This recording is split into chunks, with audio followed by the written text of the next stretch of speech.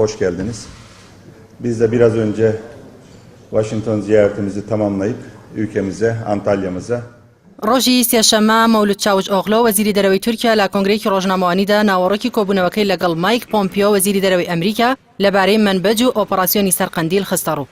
نەخشە ڕێگای منبەج پرسی سەرەکی کۆنفرانسە ڕۆژنامەوانیەکەی ئۆغلۆ بوو. سەبارەت بە نەخشە ڕێگای منبەج ڕایگەیاند بەڕوونی وتومانە دەبێت کۆبوونەوەی ئامادەکاری بۆ کاراکردنی ڕێکەوتنی منبەج 10 ڕۆژ زیاتر نەخایەنێت و لەو ماوەیە زیاتر قبوڵ ناکەین.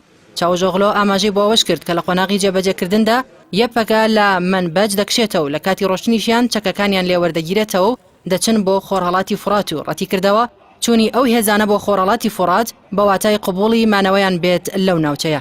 ئاماژەی بۆ ئەوەش کرد پاشکشانەوەی یەپەگا ئاسایشی ئەو شوێنانە لەلایەن هێزی پشتیوانی تورکیا و ئەمریکاوە دەستەبەر دەکرێت و لە قۆناغی سێیەمیشدا لەگەڵ ئەمریکا بە یەکەوە بڕیار دەدەن کە کێ منبەج بەڕێوە دەبات و ڕاشیگەیاند دوای تەوابوونی مۆدێلی منبەج مۆدێلەکە دەگوازنەوە بۆ هەموو ئەو ناوچانەی کە یەپەگا کۆنتڕۆڵی کردوون. Ayrıca YPG çekildikten sonra boşluk olmaması için, otorite boşluğu olmaması ئۆغلۆ لە درێژەی وتەکانیدا سەبارەت بە منبەج و قەندیل ئاماژەی بەڕێکەوتنی چوارقۆڵی کرد لە نێوان تورکیا و ئەمریکا و بەغداد و هەولێری پایتەختی هەرێمی کوردستان و وتی پەکەکە دوژمنی هەولێریشە. بە بڕوای چاودێرانیش هاتنە ناوەی چەند ڕۆژێک لە مۆبەریەکەیەکی سەربازی تورکیا لە سنووری قەزای سۆران و چوونە ناو گوندی بەرمیزە لە چوارچەوەی ئەو ڕێکەوتنەدا دێت بە تایبەت دوای کاردانەوەی حیزبە سەرەکیەکانی هەرێم جگە لە پارتی دیموکراتی کوردستان.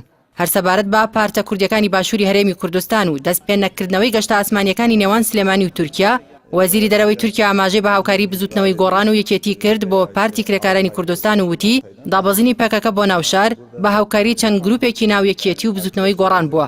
هاوکات ئۆغلۆ گفتوگۆیەکی خۆی و وەزیرێکی یەکێتی باس کرد کە وەزیرەکەی یەکێتی دانی بەوە داناوە کە لە نێوان پارتەکەیدا گروپێکی باڵادەست هاوکاری پەکەکە دەکەن و ڕێنمایی لەوانەوە وەردەگرن و یەکێتیش باجی ئەو هاوکاریە دەدات. هەروەها ئاماژەی بۆ ئەوە کردووە کە سەرکردایەتی پەکەکە هەڕەشە لە سەرکردایەتی یەکێتی دەکات. لەلایەکی ترەوە دوای ڕاگەیاندنی نەخشە ڕێگای منبەج لە نێوان تورکیا و ئەمریکا یەکینەکانی پاراستنی گەل یەپەگا کشانەوەی ڕاوێژکارە سەربازیەکانی لە منبەج ڕاگەیاند. یەپەگا لە ڕاگەیەنراوێکدا دەڵێت لە چوارچێوەی استراتیژی ڕوبەڕووبوونەوەی تیرۆر لە سەرەتای ساڵی 2016 بانگێشنامەیەکیان لە ئەنجومەنی سەربازی منبەجەوە پێگەیشت بوو بۆ ئازادکردنی ئەو ناوچەیە لە دەستی داعش.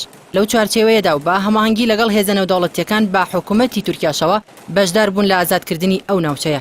هەروەها ئاماژەی بۆ ئەوە کردووە لەسەر داوای ئەنجومەنی سەربازی منبەج بەشێک لە ڕاهێنەر و ڕاوێژکارە سەربازیەکانیان ماونەتەوە بە مەبەستی پێشکەشکردنی هاوکاری بۆ ئەنجومەنەکە لە بواری ڕاهێنانی سەربازی. ئەو پرۆسەیەش بە هەماهەنگی لەگەڵ هاوپەیمانی نێودەوڵەتی تا ئێستا بەردەوامی هەبووە. ئێستاش کە ئەنجومەنی سەربازی منبەج پێویستی بە ڕاهێنان نەما و ڕاهێنەرەکانیان کاری خۆیان تەواو کردووە، سەرکردایەتی یەکینەکانی پاراستنی گەل بڕیاری کشانەوەیانی داوە.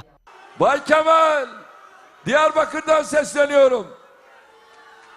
İnce ince Bay Muharrem'e de sesleniyorum. لە ئێستادا تورکیا بە هەڵمەتی بانگەشەی هەڵبژاردندا تێپەڕ دەبێت و لایەنە بەشدارەکان بە توندی ڕکابەری دەکەن بۆ هەڵبژاردنە پەرلەمانی و سەرۆکایەتەکەی 24 حوزەیرانی تورکیا و چاودێرانی شەڕبوونەوەی هێرشەکانی سوپای تورکیا بۆ سەر قەندیل و هەڕەشەکانی سەر منبەج بە بەشێک لە بانگەشەی هەڵبژاردنەکانی ئاک پارتی و خودی ڕەجەب تەیب ئەردۆغانی سەرۆکۆماری ئەو وڵاتە دەبینن. Hiçbir Kürt kardeşimiz sadece Kürt olduğundan dolayı mağdur edilmiyor. Her Kürt bu memlekette